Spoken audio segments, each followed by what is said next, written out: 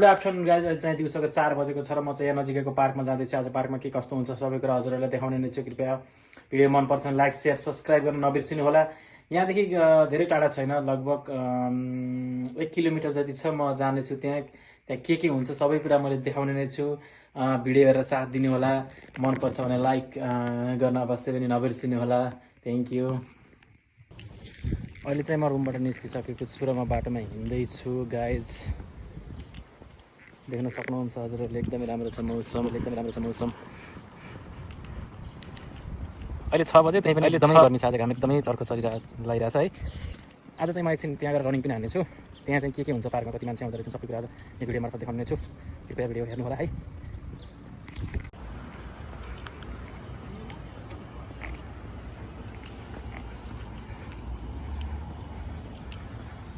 यो चाहिँ गुरुद्वारा साहिब, गुरुद्वारा मन्दिर हो यो पन्जाबीहरूको।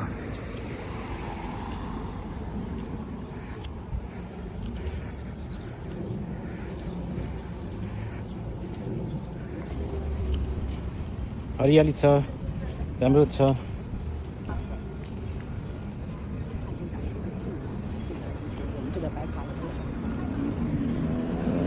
यहाँ चाहिँ पार्किङको मसिनहरू हो। यो 25 सेन्ट्सले तपाईँको आधा घन्टा 20 मिनट जति पार्क गर्न सकिन्छ।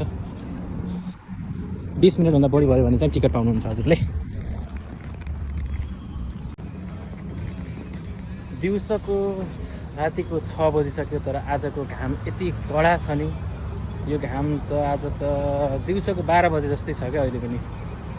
यस्तो कडा घाम लागिरहेछ आज। रुमदेखि हिँडेको लगभग 5 मिनट भइसकेको छ र म आधा बाटोमा पुगेको छु। अझै 5 मिनट जति लाग्छ होला।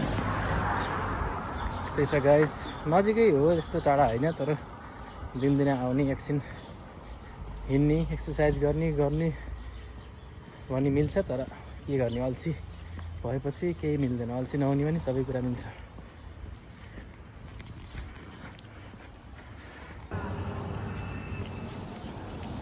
सो गाइज, लगभग म पुग्न लागेको छु। एक्सर्साइज भइरहेछ, हिँड्न कस्तो मजा आइरहेछ है। हिँड्नुपर्छ, दिनदिनै हिँड्न सकेसम्म हिँडेको राम्रो हो स्वास्थ्यको लागि। यो विदेशमा काम भनिन्छ, कहिलेकाहीँ हिँड्ने, स्वास्थ्यको पनि ख्याल गर्ने, किनकि स्वास्थ्य नै सबैभन्दा ठुलो कुरा हो। भोलि बिहान स्वास्थ्यमा समस्या भयो भने फेरि काम गर्न सकिन्न।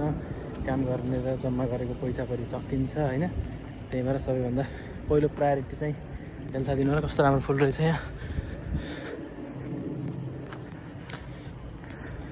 कस्तो राम्रो है। यो धुपी चल्लो यस्तो बिचमा लाइट लगाएर पनि कस्तो राम्रो हुन्छ होला अझै।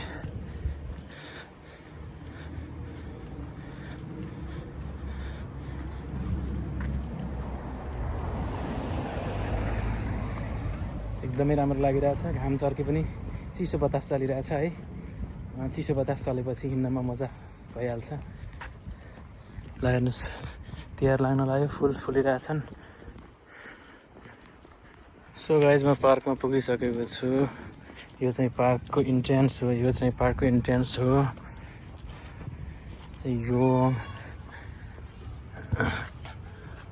Yong lungs at play, this is a tobacco free John.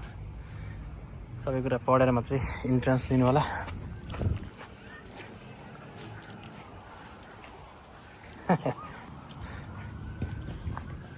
यहाँ चाहिँ आफ्नै मान्छे भेटिए जस्तो छ गाइज।